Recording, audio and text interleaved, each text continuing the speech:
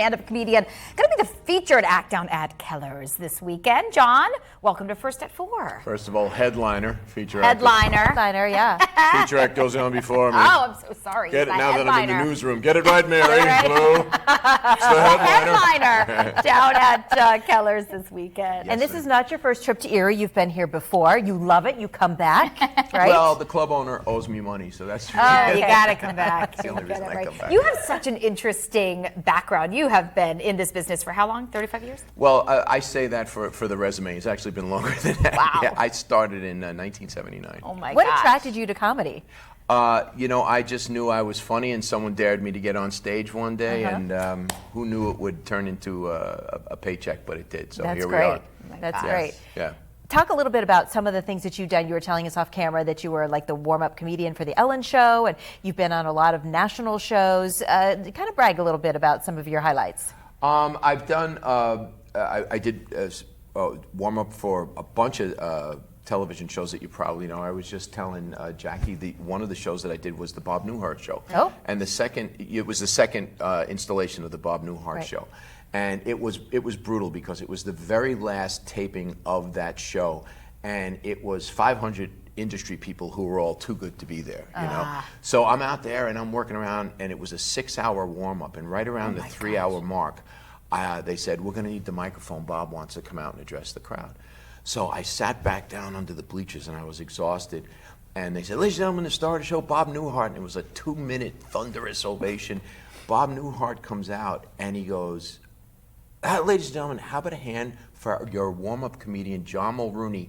And he memorized my resume. Wow. He read my measure from memory. Wow. And I sat under the bleachers, and I'm not kidding you, I started to cry. He my was a God. good guy. Yeah, because I had been treated so poorly by all these, Yeah. Hollywood elitists, and I'm going, that's line 1, that's line 2, that's that's line amazing. all the way down. Wow. And then, of course, when I came out to finish the warm-up, I was like, oh my, isn't he? He's marvelous. Where He's does he marvelous. come from? This Fantastic. guy. I think one of the most interesting points of your resume right now is you are a police officer. Yeah. Talk a little bit about how that happened. Yeah, I've been doing stand-up quite a while, and I was doing a radio show in New York, and a big case broke, and we called in the public information officer to give us information about the case. And he was a knucklehead, real character. So we had him come in on a regular basis, and we became good friends. So when he saw my love of police work, because that's what my plan was before comedy, he said, listen, I know a department that's looking for guys. And I said, looking for guys? I said, Dave, I'm rolling up on 50. And he goes, yeah, it's not like that up here. He goes, if you can pass the physical requirements, he said, the department sponsors you, and you become a cop. I said, what's the catch? He said, you just pay for the training. And it was not a lot. It was like $5,000. So a year later, I was driving fast with a gun. That's awesome. Yeah, gosh. and interestingly enough, because I had been a comic for so long, and I also had quite a bit of exposure on radio, the first time I ever got noticed in uniform was on Halloween.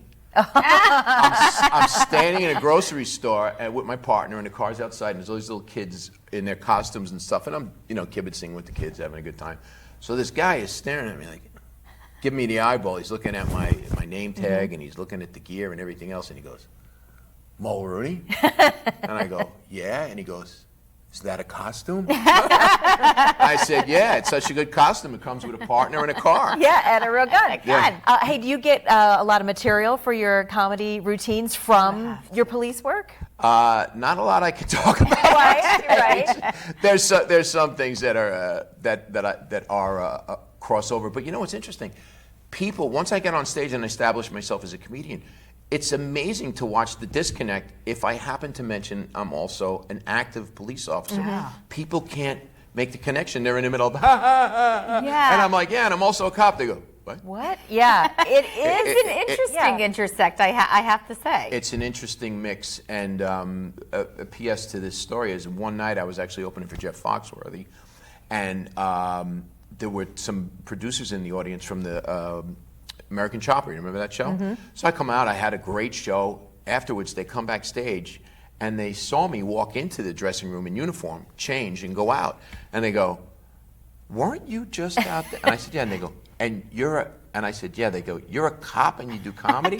I I said, it's the other way around. I said, I'm a comic. I just became a cop. Yeah. So the guy goes, and I said, half joking, make a great reality show, right? And the guy goes, Oh, yeah. he goes, call me at the end of the summer. Well, we wound up shooting an entire pilot with the same people that did Porn Stars. Oh, Really? wow. Shot the whole thing, a full-on 30-minute pilot. And like all thing in Hollywood, it's you're great, you're great, you're great. We're done. Yeah. Oh, yeah. So, Oh my God. but at least I still You have never that know. in the can. So how much of your time, percentage-wise, a year is spent as a police officer versus being a comic? About a 50-50. Okay. Wow. Yeah, I mean, it's a part-time job, so I get to make up my hours as I go along. We put on our veils at the beginning of the month, and if I know I have a gig on X days, I just don't put in my veils. Like I was working the night before last. I was my out, gosh. chasing bad guys. Wow. I go to the dry cleaner, I drop off my show clothes, I pick up my uniform, and I fight crime. It's almost like you're Clark Kent. It's amazing. you know? I really love Yeah. it. And I love this next detail.